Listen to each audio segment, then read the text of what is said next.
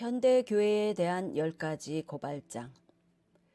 세 번째 고발입니다. 인간의 고질적인 병폐를 언급하지 못하는 것. 다시 말하면 인간은 아주 고질적인 죄인이라는 뜻입니다. 그리고 설교자는 그런 인간의 타고난 상태와 또한 그가 살면서 더하여 짓는 죄를 계속 언급해서 사람들을 늘 회개로 인도해야 한다는 것인데요. 사람들은 교회에 다니며 신앙생활을 계속하면서도 자신이 고질적인 죄인이라는 사실을 깨닫지도 못하고 또 자신이 살면서 짓는 자범죄에 대해서도 진심으로 회개하지 않는 것이 세 번째 고발장의 요지입니다. 성경에서 내가 가장 좋아하는 책 중에 하나인 로마서에서 바울이 그 책의 처음 3장, 1장부터 3장을 오직 한 가지만을 말하기 위해 썼다는 것이 놀랍지 않습니까? 그 한 가지란 모든 사람은 죄인이라는 점과 모든 사람들이 정죄 아래 있다는 것입니다. 그러나 그 정죄가 바울의 가장 위대한 신학적 업적은 아닙니다. 그것은 그의 결말도 아니고 최종 목적도 아닙니다.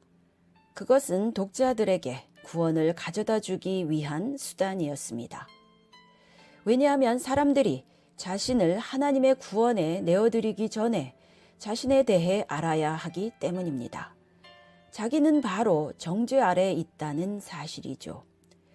아담의 후손인 사람은 아주 타락한 존재이기 때문에 그들을 하나님께로 데려가려면 그들의 모든 육신의 죄의 소욕을 잘라버려야 합니다. 죄로부터의 구원이 없는 영혼 구원은 없습니다. 여러분이 고질적인 죄로부터 돌이킴과 회개가 없다면 당신은 진정 구원받은 것이 아닌 것입니다. 이 사실은 모든 면에 있어 중요합니다만 전도에 있어서는 특히 중요합니다. 전도할 때 자연인들은 로마서 1장부터 3장에서 말씀하듯이 죄인임을 지적해 주어야 합니다. 그래서 그들이 구세주를 간절히 찾도록 해야 하며 회개하고 예수를 믿도록, 그래서 새 사람이 되도록 인도해야 하는데요. 나는 기억합니다. 제가 21살 때 설교자로 막 부르심을 받았을 때였는데 나는 교육자들에게 반값으로 양복을 파는 어느 오래된 가게에 갔었습니다. 그들은 50년에서 60년을 그렇게 하고 있었습니다. 어느 날 거기에는 한 늙은 노인이 서 있었습니다. 그 양복집에서 마주친 것이죠. 저는 그의 이름도 몰랐는데 그는 걸어 들어와서 나를 똑바로 쳐다보고 말했습니다. 젊은이, 설교하도록 부르심을 받았구먼. 그렇지? 나는 말했습니다. 네, 선생님. 그는 아주 늙은 전도자였습니다. 그는 말하기를, 이 건물 바로 바깥에 있는 저 건물이 보이나? 네. 거기서 내가 설교했었지.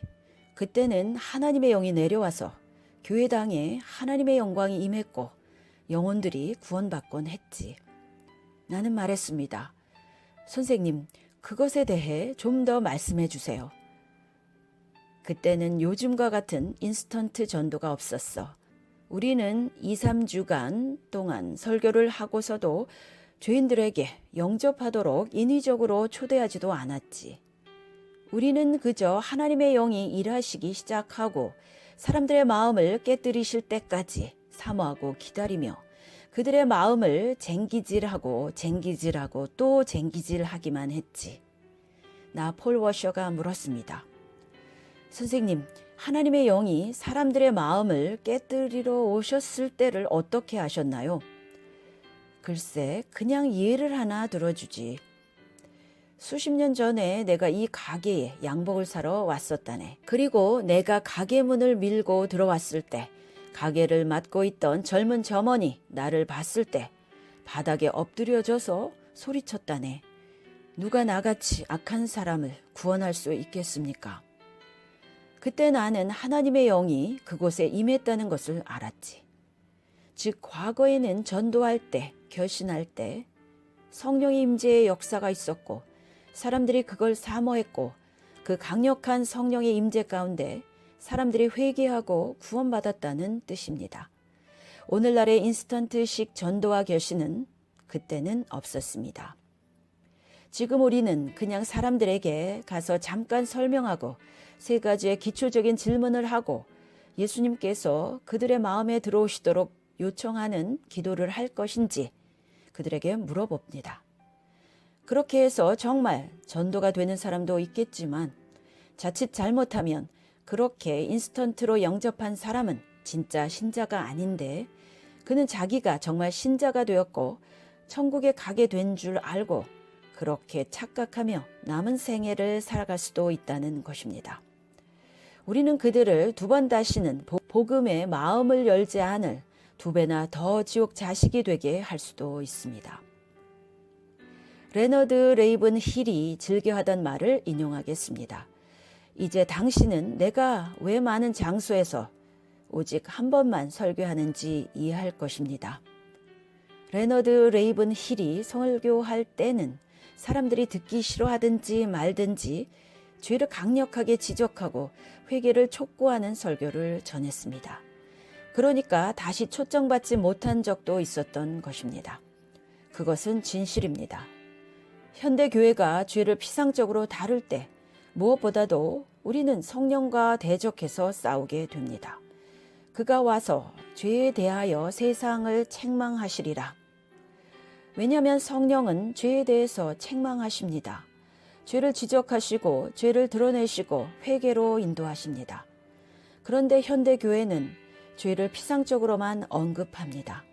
그래서 성령이 근심하시고 점점 소멸되시는 교회로 바꾸어지고 있습니다. 오늘날 현대교회는 신자들에게 영혼보다는 지금 현세에 가장 만족한 삶을 주는데 더 신경 쓰는 아주 유명한 설교자들이 있습니다. 그리고 그들은 자신의 설교에 죄를 언급하지 않는다는 사실에 대해 자랑하기까지 합니다. 나는 이렇게 말씀드립니다. 성령은 그들의 사역과 싸우게 될까봐 그들의 사역에 아무런 상관도 하지 않으시게 됩니다. 즉 성령이 떠나버리시는 교회가 되고 마는 것입니다. 왜냐고요? 오셔서 죄의 세상을 책망하시는 것이 성령의 주된 사역이기 때문입니다.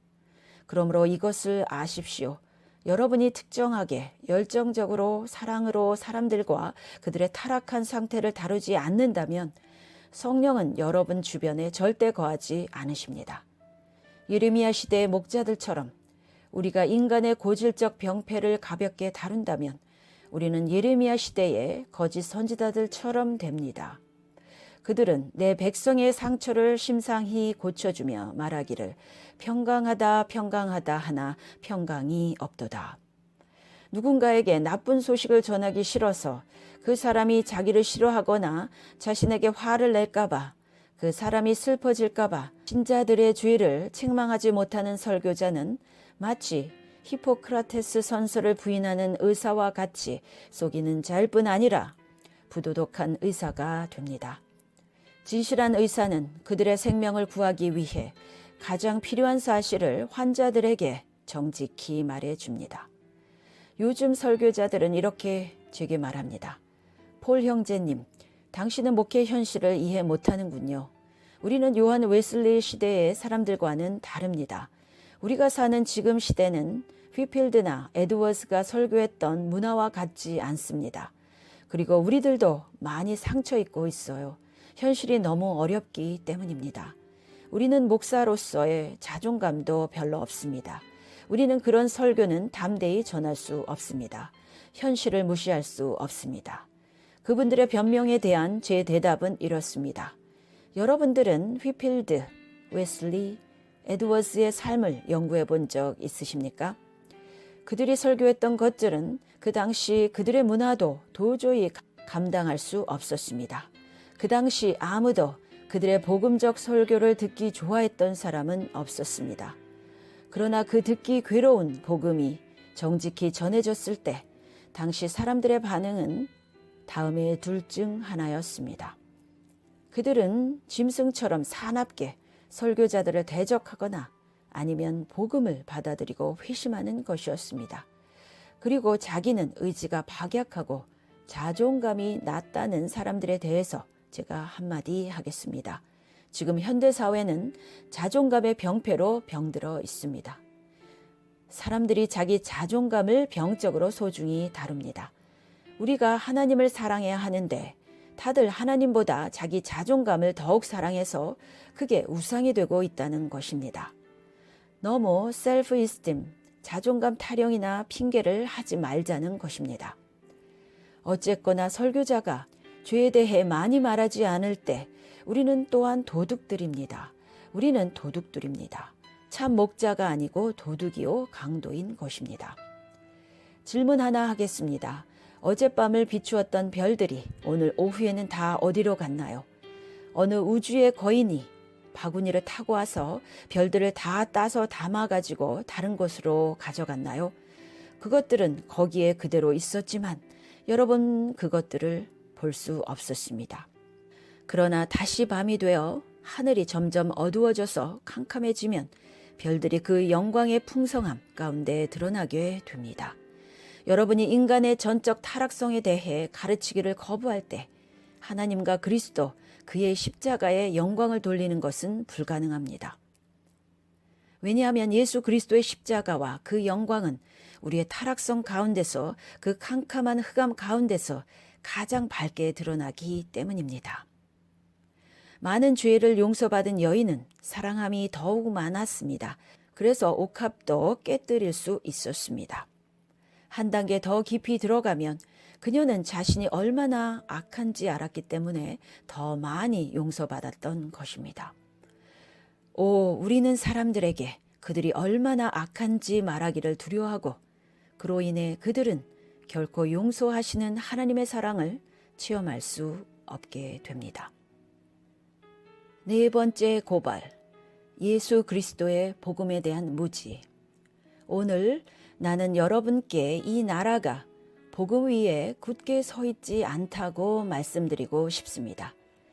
그렇기 때문에 이 나라는 대부분의 설교자들이 복음에 대해 무지합니다. 다시 말하겠습니다. 이 나라의 가장 큰 병폐는 극단적 정치인들도 사회주의도 할리우드나 다른 그 어떤 것도 아닙니다. 우리 사회의 가장 큰 위기는 복음에 무지한 우리 시대의 소위 복음주의 목사와 설교자와 우리 시대의 전도자입니다. 거기에 병폐가 있습니다. 그러니 교회가 사회의 어떤 빛과 소금의 역할도 감당하지 못합니다. 교회의 위기가 사회의 위기로까지 확산되고 있어도 아무런 손도 쓰지 못하고 있습니다. 그래서 복음의 무지는 사회의 병폐의 근본적 원인이 되는 것입니다. 우리는 복음을 모릅니다. 우리는 하나님의 영광스러운 복음을 네 가지 영적인 진리와 하나님께서 우리가 알기 원하시는 5가지로 축소하였습니다. 그리고 누가 우리가 하는 기도를 따라하면 그들이 거듭났다고 선언합니다. 우리는 거듭남을 결심주의와 맞바꾸었습니다. 거듭남은 마치 천지 창조와 같은 성령의 신비한 재창조 역사인데 그걸 마치 자기가 결심하기만 하면 100%다 받을 수 있는 것처럼 이렇게 복음에 대해 무지한 세대가 되어버렸습니다. 제가 놀라는 것은 제가 이런 사실을 말한 후에 얼마나 많은 30대, 40대의 신실한 분들이 내게 와서 눈물을 흘리며 이렇게 말하는 것을 듣습니다. 폴 형제, 내 인생에서 이런 것은 한 번도 들어본 적이 없습니다. 하지만 이것은 구속과 구원의 역사적 교리입니다. 그 복음의 진리가 20세기 후반에 들어서서 급속히 변질된 것입니다. 복음이 무엇입니까? 복음은 죄인에 대한 하나님의 구원 방식인데 그것은 사람의 타락한 본성으로부터 시작합니다. 복음에는 큰 2 기둥이 있는데 하나님의 의로우심과 하나님의 사랑입니다. 그런데 문제는 이 2 기둥이 서로 부합하지 않습니다. 둘은 서로 모순됩니다. 하나님이 공의로우시다면 하나님은 결코 여러분을 용서하실 수 없다는 것입니다. 그런데 하나님은 사랑이셔서 죄인을 또한 용서하고 싶어 하시는 것입니다. 성경 전체에서 가장 큰 문제는 이것입니다. 어떻게 하나님이 공의로우시면서 동시에 악한 사람들을 의롭다고 인정해 주실 수 있습니까? 악인을 의롭다 하는 자는 여호와께서 가증히 여기시느니라. 하나님의 공의를 설명하고 있습니다. 그런데도 우리가 부르는 복음성가들은 하나님의 공의의 속성은 거의 무시한 채 하나님의 사랑의 속성만 강조하는 면이 있습니다. 그래서 죄인을 향한 하나님의 사랑만 강조합니다. 위 잠언 9절은 여호와께서 그런 사람을 가증히 여기신다고 했잖아요. 제가 오늘날 복음에 대해 무지하다고 감히 말씀드리는 것은 사람들이 이렇게 한 측면만 강조하기 때문입니다. 그건 복음에 대해 무지하고 모르는 것입니다. 물론 하늘 아버지께서 그걸 깨닫게 해 주셔야 하는데 인간의 지식으로는 복음의 진리를 못 깨닫거든요. 마틴 로이드 존스와 찰스 스펄전을 읽어보십시오. 로마서 3장도 마찬가지입니다. 그들은 사람의 죄성과 죄악을 심각하게 다룹니다. 즉 하나님의 공의를 강조합니다. 여러분은 이 사실을 사람들 앞에 내놓아야 합니다. 문제는 하나님은 진실로 공의로우시며 모든 사람들은 정말 악한 죄인인데 공의의 하나님은 악한 자를 정죄, 징벌하신다는 것입니다. 하나님의 사랑을 강조하기에 앞서 죄에 대해 무섭도록 징벌하시는 하나님의 공의가 강조되어져야 합니다. 그러나 하나님은 자신의 영광을 위하여 우리에게 위대한 사랑을 나타내셨는데 그것은 이 세상에 완전한 인간으로 사셨던 자신의 아들을 보내신 일입니다. 하나님의 영원한 계획대로 그는 그 나무로 나아갔습니다. 그리고 그 나무 위에서 그는 우리의 죄를 지고 그의 백성들의 법정에 서서 우리의 죄악을 지고 십자가에서 그 저주를 다 받으셨습니다. 그리스도는 우리를 저주에서 속량하시고 우리 대신 저주를 받으셨습니다. 하나님은 그의 아들이 우리를 대신하여 죄가 되었기 때문에 아들 예수님이라도 십자가에서 외면하셨습니다. 그래서 예수님은 어찌하여 나를 버리시나이까 외치신 것입니다. 복음에 나타난 하나님의 사랑과 아울러 복음에 나타난 하나님의 공의를 우리는 알아야 합니다. 무지해서는 안 됩니다. 그것은 독생자, 친아들이라도 외면하실 만큼 하나님은 인간의 죄를 무섭게 보시는 공의의 하나님이 되십니다. 우리는 이 복음을 알아야 합니다. 그래서 복음을 온전하게 제시해야 합니다. 한 면만 강조하지 말고요.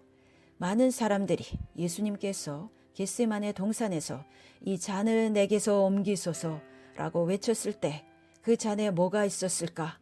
아, 로마의 형틀인 십자가구나, 채찍이구나, 못이었구나. 나는 그리스도가 그 나무 위에서 겪으신 육체적 고난을 무시하려는 것이 아닙니다. 그러나 그 잔은 그 아들에게 부어져야 했던 아버지 하나님의 진노의 잔이었습니다. 우리는 거기서 하나님의 진노를 볼 수 있어야 합니다. 죄에 대해서 그냥 성을 내시는 게 아니라 하나님은 진노, 예수님은 하나님의 진노를 내 대신 받으셨습니다. 그 잔은 진노의 잔이었고 예수님은 그 잔을 마시셨습니다. 우리를 구원하시기 위하여.